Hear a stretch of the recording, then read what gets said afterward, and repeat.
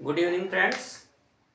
इससे पहले की प्रीवियस क्लास में अपन ने डिस्कस किया था इंटरनल रिप्रोडक्टिव ऑर्गन्स के सेकंड ऑर्गन यूट्रस के बारे में। नेक्स्ट आज की क्लास में अपन पढ़ेंगे इंटरनल रिप्रोडक्टिव ऑर्गन के अंदर नेक्स्ट ऑर्गन है फैलोपियन ट्यूब। आशा करता हूं कि आपको प्रीवियस वीडियो समझ में आई होगी, और यदि आपको क्लासेस समझ में आती हैं तो वीडियो को ज़्यादा से ज़्यादा लाइक कीजिए, शेयर कीजिए और सब्सक्राइब कीजिए। आज का ऑर्गन पढ़ने से पहले फैलोपियन ट्यूब को जब अपन पढ़ने जा रहे हैं तो इसको पढ़ने से पहले जनरल डिस्कशन कर लेते हैं कि फैलोपियन ट्यूब होती क्या है। तो fallopian tube internal reproductive organ का ही पार्ट है। फीमेल रिप्रोडक्टिव ऑर्गन के अंदर इंटरनल रिप्रोडक्टिव ऑर्गन में फैलोपियन ट्यूब एक कनेक्शन का काम करती है, कम्युनिकेशन का काम करती है। किस किस के बीच में? ओवेरी और यूट्रस के बीच में। फैलोपियन ट्यूब की बात करें तो फैलोपियन ट्यूब की जनरल लेंथ कितनी होती है, कौन कौन से इसके पार्ट होते हैं। तो सबसे फर्स्ट बात करते हैं फैलोपियन ट्यूब के बारे में अपन। तो फैलोपियन ट्यूब, फैलोपियन ट्यूब, तो ये फैलोपियन ट्यूब जो होती है, फैलोपियन ट्यूब को और कौन कौन से नाम से जाना जाता है? तो फैलोपियन ट्यूब को और किस नाम से जानते हैं अपन? ओविडक्ट। और किस नाम से जानते हैं? ओविडक्ट भी इसे बोलते हैं। ओविडक्ट क्यों बोलते हैं? क्योंकि ये ओवरी से ओवम को लेके आती है और कहाँ भेजती है? यूट्रस तक।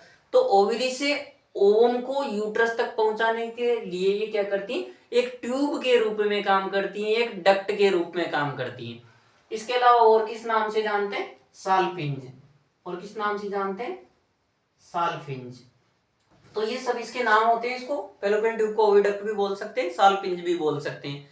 इसके अलावा फैलोपियन ट्यूब की बात करें तो फैलोपियन ट्यूब का जो नॉर्मल लेंथ होती है, नॉर्मल लेंथ कितनी होती है? Length of fallopian tube, fallopian tube. तो फैलोपियन ट्यूब की जो नॉर्मल लेंथ होती है वो कितनी होती है? 10 सेंटीमीटर। कितनी? 10 सेंटीमीटर होती है। पार्ट्स की बात करें कि फैलोपियन ट्यूब के कितने पार्ट होते हैं, तो फैलोपियन ट्यूब के कितने पार्ट होते हैं? 4 पार्ट होते हैं। Part of the fallopian tube कितने पार्ट होते हैं? 4 पार्ट होते हैं। कौन कौन से पार्ट होते हैं? 4। सबसे फर्स्ट पार्ट होता है इंटरस्टिशियम पार्ट।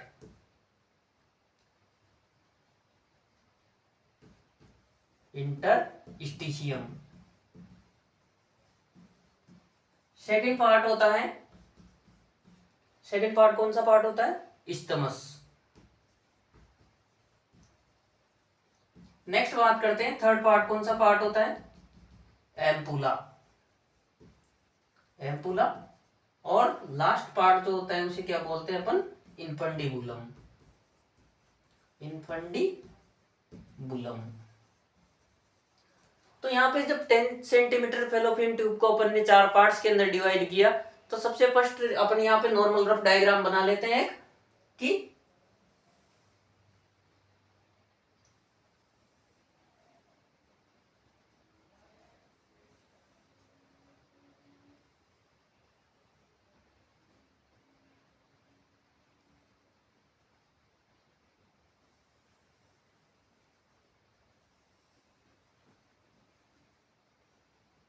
तो ये दोनों तरफ क्या होती है? फैलोपियन ट्यूब होती है। और फैलोपियन ट्यूब और यहाँ पे क्या होती है? ओवरी, जो कि दोनों तरफ क्या होती है? ओवरी। तो ओवरी से जो ओवम रिलीज होता है, ये क्या है? ओवम। तो ओवम जब रिलीज होता है, कोई सी भी ओवरी से हो सकता है, दोनों में से एक ही ओवरी से होगा। तो फैलोपियन ट्यूब के अंदर सबसे फर्स्ट बात कौन सा पार्ट है? इंटरस्टिशियम। तो इंटरस्टिशियम पार्ट कौन सा होगा? ये वाला। इसके अलावा नेक्स्ट इस्टमस पार्ट की बात करें तो इस्टमस वाला पार्ट ये वाला पार्ट होगा, बीच वाला, जो कि बिल्कुल सीधा है। इसके अलावा नेक्स्ट पार्ट की बात करें, नेक्स्ट पार्ट जो थोड़ा वाइड होता है, लार्ज पार्ट होता है, तो इसको बोलते हैं अपन एम्पुला। और इसके अलावा सबसे लास्ट पार्ट जहां पे ये फिंगर लाइक प्रोजेक्शंस दिखाई दे रहे हैं, इस पार्ट को बोलते हैं अपन इन्फंडिबुलम। तो सबसे फर्स्ट इंटरस्टिशियम पार्ट की अपन यदि बात करें तो इंटरस्टिशियम पार्ट की लंबाई कितनी होती है? 1.25 सेंटीमीटर। इसके अलावा नेक्स्ट पार्ट जो है आपका इस्टमस पार्ट, इस्टमस पार्ट की जो लंबाई होती है वो कितनी होती है? 2.5 सेंटीमीटर। इसके अलावा नेक्स्ट पार्ट जो लार्जेस्ट पार्ट है एम्पुला पार्ट, इसकी लंबाई होती है 5 सेंटीमीटर। कितनी? 5 सेंटीमीटर। और ये 5 सेंटीमीटर वाला जो सबसे लार्जेस्ट पार्ट है एम्पुला पार्ट फेलोपियन ट्यूब का, इसी पार्ट के अंदर क्या होता है? फर्टिलाइजेशन होता है। क्या होता है? फर्टिलाइजेशन। तो आप लोगों से पूछा जाए कि fertilization is take place in which part of the fallopian tube? That is ampulla. Ampulla is the part where is fertilization is take place and it is the largest part of the fallopian tube। कितनी लंबाई होती है इसकी? 5 centimetre. इसके अलावा next बात करें सबसे लास्ट पार्ट जहां पे फिंगर लाइक प्रोजेक्शंस पाए जाते हैं, इस पार्ट को बोलते हैं अपन इन्फंडिबुलम। और इन्फंडिबुलम की लंबाई भी कितनी होती है? 1.25 सेंटीमीटर। अब यहाँ पे एक चीज देखना कि यहाँ पे जो ये फिंगर लाइक प्रोजेक्शंस पाई जाती है इन्फंडिबुलम वाले पार्ट पे, इन फिंगर लाइक प्रोजेक्शंस को अपन क्या बोलते हैं? फिमरी। क्या बोलते हैं? फिमरी। और इन फिमरीज की संख्या कितनी होती है नॉर्मली? नॉर्मली 25 से 30। कितनी? 25 से 30 संख्या होती है इनकी, 25 से 30 फिमरीज होती है। और इन फिमरीज में से एक फिमरी जो होती है लार्जेस्ट होती है, सबसे बड़ी होती है, और वो फिमरी क्या कहलाती है? Ovarian fimbriae. क्या कहलाएगी? Ovarian fimbriae. और इस ओवेरियन फिमरी का काम क्या होता है? इस ओवेरियन फिमरी का काम होता है कि जब भी ओवरी से ओम रिलीज होगा तो ये ओवेरियन फिमरी क्या करेगी? इस ओम को कैच करेगी। ओम को क्यों कैच करेगी? क्योंकि ये फिमरी के अंदर क्या पाए जाते हैं? सीलेटेड एपिथेलियम टिश्यू पाए जाते हैं जो कि किसी भी चीज को खींचने का काम करते हैं, अपनी ओर खींचते हैं। तो फिमरी क्या करेगी? ओवरी से जब ओम रिलीज होगा तो इसको क्या करेगी? सीलेटेड एक्टिविटी के थ्रू अपनी ओर खींचेगी। और ये फिमरी इस इन्फंडिबुलम पार्ट से इस ओम को कहां पे पहुंचा देगी? एम्पुला के अंदर। और एम्पुला क्या होता है? थोड़ा मुड़ा हुआ पार्ट होता है, और मुड़ा हुआ पार्ट होने की वजह से ये यहाँ पे रुक जाएगा। और रुकने के बाद अब ओम का जो लाइफ स्पान होता है वो कितना होता है? 12 से 24 आवर। तो 12 से 24 घंटे तक क्या रहेगा? एम्पुला के अंदर ओम रहेगा। और इस पीरियड के दौरान यदि स्पर्म इस ओम से आके मिल जाता है तो यहाँ पे क्या हो जाएगा? फर्टिलाइजेशन। तो फर्टिलाइजेशन जो होता है वो भी कहां पे होता है? एम्पुला पार्ट के अंदर। इसके अलावा नेक्स्ट बात करें कि ओपनिंग्स कितनी होती हैं फेलोपियन ट्यूब में, तो फेलोपियन ट्यूब में कितनी ओपनिंग्स हैं? 2 ओपनिंग। कौन कौन सी? एक तो यूट्रस की तरफ है और दूसरी किस तरफ है? ओवरी की तरफ। तो कौन कौन सी? यूटेराइन ओपनिंग और ओवेरियन ओपनिंग। Ovarian opening. जो यूटेराइन ओपनिंग होती है वो किसके लिए होती है? यूटेराइन ओपनिंग किसके लिए? स्पर्म के लिए। किसके लिए? और ओवेरियन ओपनिंग किसके लिए? ओवम के लिए। कि ये जो इंटरस्टिशियल वाली ओपनिंग है जो कि यूट्रस की तरफ है, तो वो तो किसके लिए? स्पर्म की एंट्री के लिए। और इधर की जो ओपनिंग है जहां से इन्फंडिबुलम के थ्रू ओम एंटर कर रहा है, ये ओपनिंग किसके लिए? ओवम के लिए।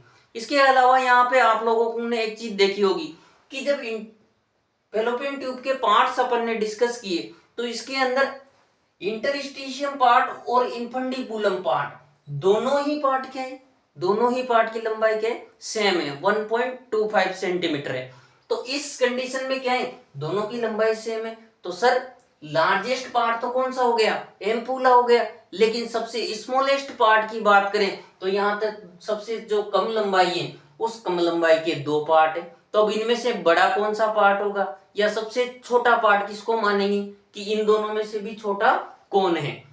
तो इन दोनों में से भी छोटा किस आधार पे देखें कि साहब लेंथ तो दोनों की बराबर है, इक्वल है। तो अब इनके डायमीटर की बात करें तो डायमीटर की बात करें तो ओम का डायमीटर कैसा होता है? ज्यादा। ओम की जो साइज होती है नॉर्मली कितनी होती है? ओम की साइज होती है 50 माइक्रोन। कितनी? 50 माइक्रोन, 30 से 50 माइक्रोन होती है। जबकि स्पर्म की जो साइज होती है वो क्या होती है? कम होती है, 20 माइक्रोन, 10-20 माइक्रोन। तो यहाँ पे अपन बात करें ये स्मॉल स्पर्म क्या है? सबसे छोटी सेल है पूरी बॉडी की, तो बहुत छोटा होता है। तो यहाँ पे बात करें तो स्पर्म की एंट्री के लिए जो एंट्री है कौन सी? यूटेराइन ओपनिंग जो है फेलोपियन ट्यूब की। तो यहाँ पे जो यूट्रस के पास में जो फेलोपियन ट्यूब का जो पार्ट है इसका डायमीटर बहुत कम होता है। कितना होता है? Only 1 mm। जबकि ओवम की साइज कैसी है, 50 माइक्रोन है, 30 से 50 माइक्रोन।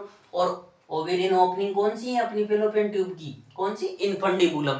तो इनफंडिबुली वाले पार्ट के यहाँ पे इसकी जो डायमीटर होता है वो कितना होता है, 6 mm। क्योंकि स्पर्म को एंटर होने के लिए ज्यादा बड़े होल की जरूरत नहीं है, ज्यादा बड़ी ओपनिंग की आवश्यकता नहीं है। जबकि ओवम को एंटर होने के लिए ज्यादा ओपनिंग डायमीटर की या ज्यादा जगह की आवश्यकता है। तो इनफंडिबुलम क्या होता है, डायमीटर में थोड़ा ज्यादा होता है इंटरस्टिशियम की अपेक्षा में। तो इस बात से अपन को ये पता लग रहा है कि यहाँ पे डायमीटर सबसे कम किसका है, इंटरस्टिशियम पोर्शन का। लेंथ तो भले ही इनफंडिबुलम और इंटरस्टिशियल स्पेस की दोनों की क्या है, बराबर, लेकिन डायमीटर किसका कम है, इंटरस्टिशियल स्पेस का। तो इस वजह से डायमीटर के आधार पर अपन कह सकते हैं कि सबसे स्मॉलेस्ट पार्ट कौन सा होगा फैलोपियन ट्यूब का, इंटरस्टिशियम। कौन सा पार्ट होगा, इंटरस्टिशियम पार्ट। तो ये थी फैलोपियन ट्यूब। दोस्तों आशा करता हूं कि आप लोगों को समझ में आई होगी, और समझ में आई हो तो वीडियो को ज्यादा से ज्यादा लाइक करें, शेयर करें।